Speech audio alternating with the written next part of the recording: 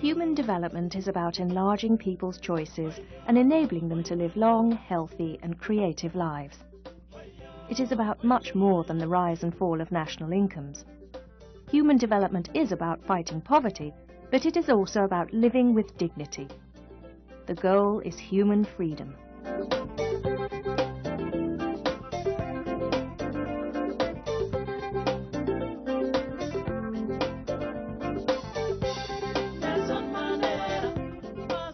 Human development approach is an approach where we concentrate on human life, its richness, the well-being, the freedoms, and how they are developing, how they are changing, and how they can be further enhanced. I think we should get to tell the story of development in terms of how people are faring, not just how production is doing. Some economists, particularly Mahbub al-Haq, the great leader of this, feeling unhappy, many of us felt for that for many years, that all the economic measures like GNP, etc., concentrated on something rather alienated from human life, commodities, goods, not people and their lives and their freedom. The Human Development Report was first launched in 1990 with the single goal of putting people back at the centre of the development process rather than markets. It is an independent report commissioned by the United Nations Development Programme. The report is translated into at least 13 languages and launched in more than 100 countries annually. Regional and national human development reports are published in several regions and in more than 134 nations. Well, I think the quality of human life is reflected in the Human Development Report. I wouldn't say they are measured as such. Measurement is only a part of the story. The main thing is rich description. And even though poverty is often the lack of freedom to buy enough food, to have enough medicine, to have the opportunity of going to school, it also can take the form of not having the cultural freedom to pursue your lifestyle. I think one of the central points that Human Development Report makes is that it's not the level of income that matters, it is the use that is made of that income. Same income can be used for essential medicines, can also be used for narcotics. It can be used for military equipment and tanks. It can also be used for road construction. The Human Development Index is one part of each year's report. It ranks most countries in the world in terms of 3 basic human needs: health, education, and income. What Human Development Index does is to try to get a summary picture based on a few aspects of human life, because in one number you cannot capture a gross reality beyond only a few variables.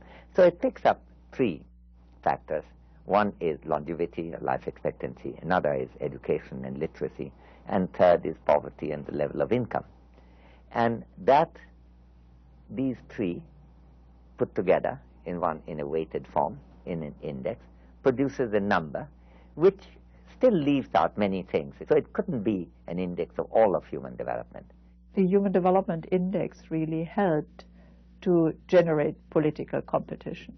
And just as competition is very good in markets to make them efficient, political competition is also very good. Well, the Human Development Index is a very crude measure, but it's a better crude measure than the gross national product or gross domestic product. That's the best one can say about it. Each year, the report has a theme, looking at a different human development issue. The themes are linked to contemporary world challenges. The choices of the theme for the Human Development Reports tend to be reactive, in the sense that there is a whole human development set of discussions across the world. But it's not just collective choice within the organization. It's reactive to, I would say, clamor for across the world. There are a whole range of issues that Human Development Reports have brought onto the agenda, thinking about political freedom as a critical dimension of development, thinking about social justice. I think the Human Development Report brings to bear considerations which are rooted in ethical traditions and in traditions of social justice. The world that we live in and the inequalities in that world and the state in which billions of the world people live is morally unacceptable. In the Human Development Report, we've consistently highlighted inequality as a major development challenge.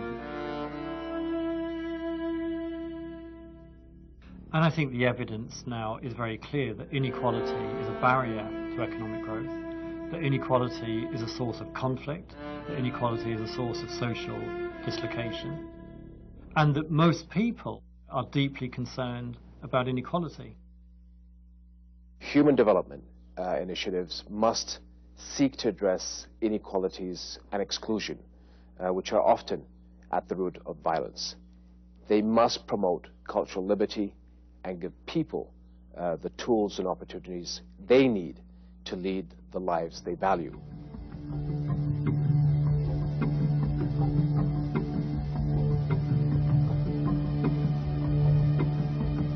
Every year, the reports analyse the prospects for human development in light of current global trends. They are a comment on matters of concern to poor and rich. One of the big development challenges of our day is globalization. The most positive aspects of globalization is that it's adding to efficiency and dynamism in the world economy today. The negative aspect is that it is cutting some people out as rapidly as it is cutting some people in. The big challenge for development will be working out that kind of political dynamic within rich countries to create, to promote technology, trade, investment policies that will be helpful for poor countries.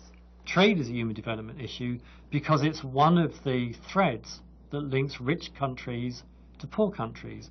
It's far better to enable the poor to have access to market opportunities rather than to keep them on charity. In the year 2000, leaders of nearly every country in the world pledged to eradicate extreme poverty by the year 2015. Since then, every Human Development Report tracks progress on 8 Millennium Development Goals, which embody that pledge. We see inequality both at a global level and at a national level as one of the fundamental barriers to accelerating progress towards the Millennium Development Goals. It is within our collective means and resources to eradicate extreme poverty in the world by the second decade of the 21st century. This is a modest goal from a humanitarian point of view, but without sufficient political will, it will still not be an easy goal to attain. We have to strengthen the developmental role of the United Nations. We still are fighting the battles of tomorrow with the weapons of yesterday.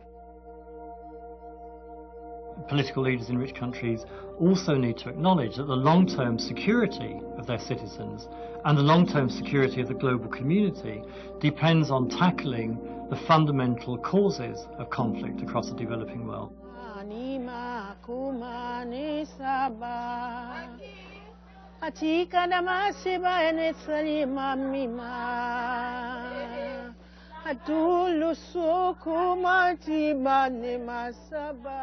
Human problems are not only in the poor countries, they also are in the rich countries.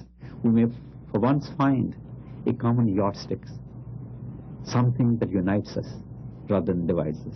There is no alternative still right now other than the Human Development Report. So it has a role, it has a place, it has a function, which I think will continue for many years. And when that becomes unnecessary, we will be in a happier world, I think.